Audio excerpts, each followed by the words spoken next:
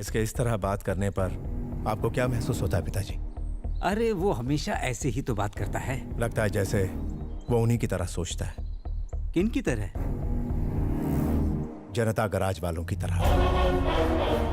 शहर का 500 एकड़ का इलाका स्लम्स ने घेर रखा है। दिखने में गंदे लगते हैं और उनकी वजह से शहर का नाम खराब होता है। स्लम्स के रीडेवलपमेंट के लिए मैंने एक प्रोजेक्ट तैयार किया है। अगर आप 500 एकड़ की वो जगह पूरी तरह से खाली करवा दें तो मैं उसमें से 250 एकड़ की जगह पर उनके लिए एक टाउनशिप बनवाऊंगा। बहुत शानदार घर, रोड्स, पार्क्स और बहुत कुछ। बाकी के 250 एकड़ को मैं कमर्शियल स्पेस की तरह डेवलप करूंगा। That's my share. इस प्रोजेक्ट में होने वाला सारा खर्चा मैं अकेले उठाने को तैयार हूं। इससे सरकार का हर तरफ नाम होगा। एक बदसूरत बस्ती को पॉश और आलीशान बनाने का श्रेय मिलेगा।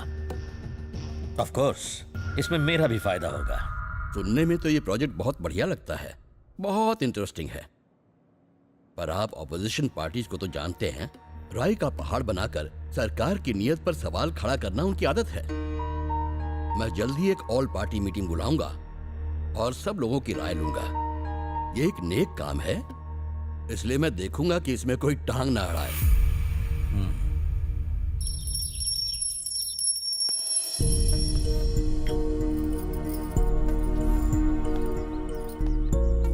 मम्मी, पापा से जाके बात करो ना।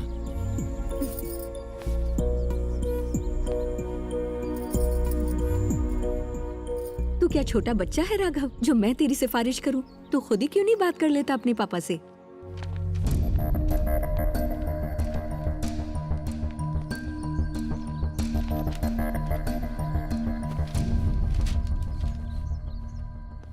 वेदा कंस्ट्रक्शंस ग्रुप एक नया प्रोजेक्ट शुरू करके अपना बिजनेस एक्सपैंड करने की सोच रहे हैं। पापा, मैं उनके साथ पार्टनरशिप करना चाहता हूँ। बात करोड़ों की है, हमारी हैसियत नहीं। पापा, वो यहाँ मदद मांगने कितनी बार आए हैं। आप उनसे कहेंगे तो वो मना नहीं करेंगे। गलत। किसी की मदद करके अगर बदले में कुछ पाने की उम्मीद की जाए तो मदद नहीं, धंधा होता है। हमारी इतनी पहुंच है, बिजनेसमैन, ऑफिसर्स, पॉलिटिशियंस, हर कोई मदद मांगने आता है। हमने आज तक कभी किसी का फायदा उठाया है क्या?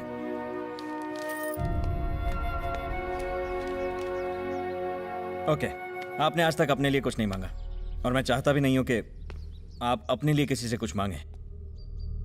कम से कम मेरे लिए तो मांग लीजिए। मुझसे कहिए कि कम से कम मेरी ही मदद कर दें।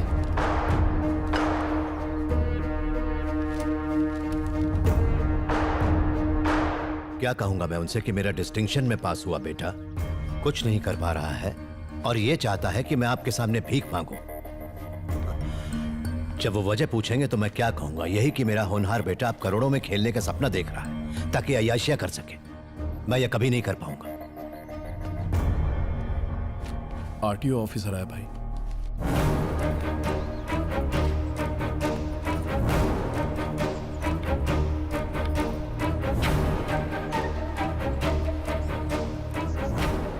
नमस्ते।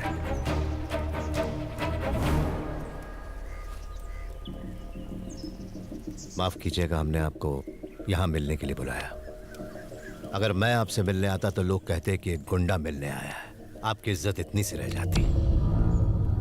दरअसल बात है उन लोगों के मुआवजे की जो 6 महीने पहले फायर एक्सीडेंट में जल के मरे थे। हर परिवार को 2-2 लाख रुपए देने की बात हुई थी, पर आपने उन्हें 75,000 में निपटाने की कोशिश की। जब लोगों ने आवाज उठाई तो आपने उन्हें धमकाया, उन्हें पिटवाया और यहाँ तक कि उन्हें उन पैसों को भूल जाने की धमकी भी दी। वो 15 परिवार फरियाद लेकर मेरे पास आए थे। अपनों को खोने का दुख तो नहीं पता होगा। आपने जो भी किया वो गलत किया। मेरी गुजारिश है उन्हें उनके हक के पैसे दे दें। धमकाने का नया स्टाइल है। मेरे पास भी तुम जैसे सड़क छाप गुंडों की बहुत बड़ी लिस्ट है। मुझे डराने की कोशिश मत करो। तू गली मोहल्ले का गुंडा है तो मैं कॉर्पोरेट वर्ल्ड का गुंडा हूँ।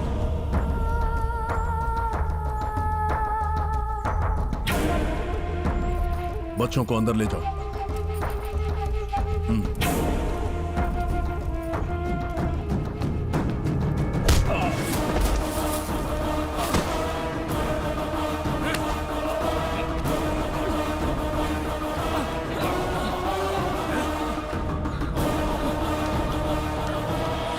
लातों के भूत कभी बातों से नहीं मानते। उन 15 परिवारों के लोग इस वक्त तेरे ऑफिस में हैं। यहाँ से सीधा ऑफिस जा। 1 घंटे के अंदर उनके हाथों में चेक होने चाहिए, वरना याद रहे जिस पॉश एरिया में तू अपना नया घर बनाने का सपना देख रहा है, रातों रात वहाँ तेरी कब्र खोद दूंगा। अब तू ही सोच ले कि 30 लाख रुपया देगा या अपने जान की कुर्बानी। अब जा और जरा ठंडे दिमाग से सोच ले। सिर्फ 1 घंटा है तेरे पास। चलो। मीटिंग का टाइम तो हो चुका है, मीटिंग शुरू करनी चाहिए, मगर एक सीट अभी भी खाली है। नमस्ते। देरी से आने के लिए माफी चाहता हूँ। ऐन वक्त पर एक गाड़ी मरम्मत के लिए आ गई थी।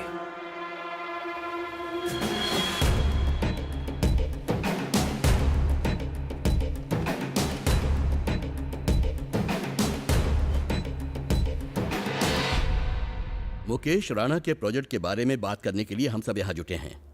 मैं चाहता हूँ कि आप सब खुलकर इस पर अपनी राय दें। मुकेश जी से हम अच्छी तरह वाकिफ हैं।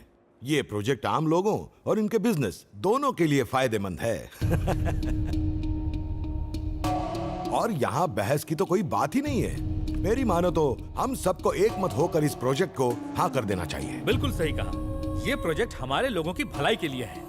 इस प्रोजेक्ट को जल्द से जल्द शुरू कर देना चाहिए। अगर उन झुग्गी में रहने वालों को पक्के घर मिल जाए तो हमारी पार्टी को भी कोई एतराज नहीं होगा। मुकेश जी ने जो प्रोजेक्ट हमारे सामने रखा है उस बारे में आपका क्या ख्याल है सत्यम जी? जो प्रोजेक्ट गरीबों की भलाई के लिए हो वो तो जाहिर सी बात है अच्छा ही होगा।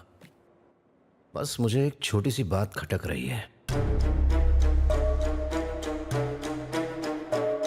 अगर हम स्लम्स में से गरीबों को हटाकर जमीन आपको दे दें, जो कि आपकी सबसे पहली डिमांड है, तो क्या आप पहले उनके लिए घर बनाएंगे या कमाई के लिए कमर्शियल कॉम्प्लेक्स? प्रोजेक्ट पूरा करने के लिए मुझे पैसे चाहिए होंगे।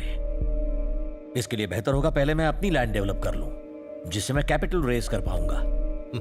यह हमें मंजूर नहीं।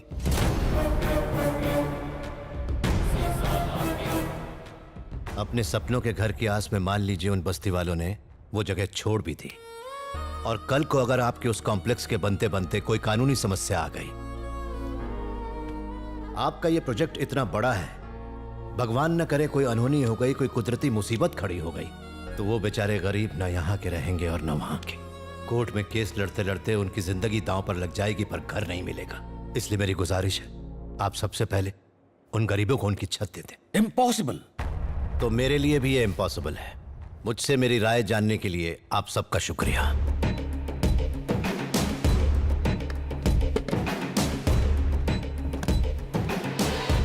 इस बात को हमें यहीं खत्म करना पड़ेगा। बाकी किसी को कोई प्रॉब्लम नहीं है, और आप एक मैकेनिक की बात सुन के प्रोजेक्ट क्लोज कर रहे हैं। अगर हमने जबरदस्ती ये प्रोजेक्ट शुरू किया तो लोग न्याय और मदद के लिए सत्यम जी के पास ही जाएंगे। इससे पहले कि कुछ बखेड़ा खड़ा हो, प्रोजेक्ट बंद करने में ही भलाई है। हैदराबाद के high profile slum redevelopment project पर सीएम ने कल की मीटिंग में इस पर रोक लगाते हुए इसे अनिश्चित काल के लिए स्थगित कर दिया है। आपकी झुग्गियों में जो रीडेवलपमेंट प्रोजेक्ट शुरू होने वाला था, उस पर सत्यम ठाकुर ने रोक लगा दी। आपका क्या कहना है? जनता गराज के सत्यम जी हमेशा सही फैसला लेते हैं। उनका फैसला हमारा फैसला है। हम सब सत्यम जी के साथ हैं। जनता गराज सही है, हम सब उनके साथ हैं। जनता गराज का फैसला ही हमारा फैसला है।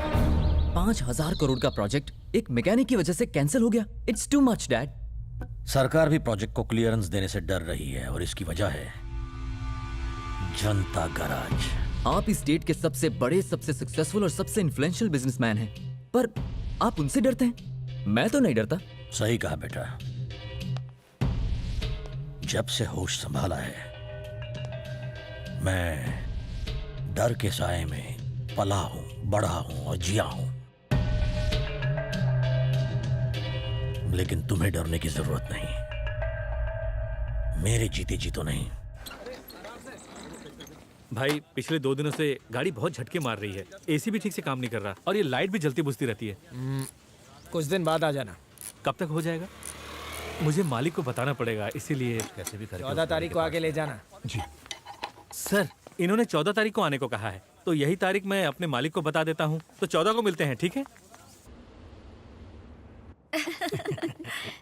सुनंदा, माय कलीग, याद आया? Neurologist. Oh yes yes yes, कैसी हैं आप? Fine thank you. He is my husband Rajesh. Hi, nice to meet you. मेरे बेटे वरुण से तो मिले हैं ना?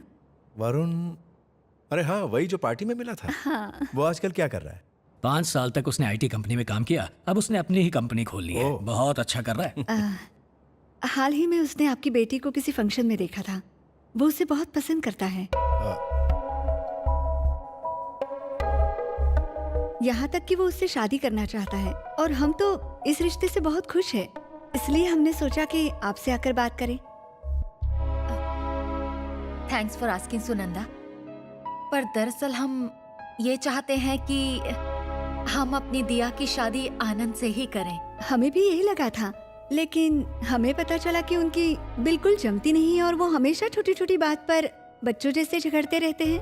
आपने सही कहा, पर मैं और नीना काफी दिनों से उन दोनों से इस बारे में बात करने की सोच रहे हैं, पर हमें मौका ही नहीं मिल रहा है। God knows what's going to happen.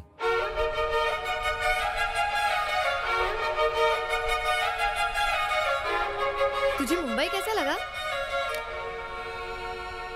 ये मुंबई नहीं, बल्कि मेरी आजादी की पर है। फ्रीडम। तू यहाँ कौन सा कोर्स करने वाली है? मैं यहाँ कोई कोर्स करने नहीं आई हूँ। हैदराबाद में ना सिर्फ फुल रिस्ट्रिक्शंस थे। ये मत करो, वो मत करो, फ्रेंड्स के साथ बाहर मत जाओ। शाम हुई नहीं कि कर्फ्यू लग जाता था और मैं वहां क्या करती थी?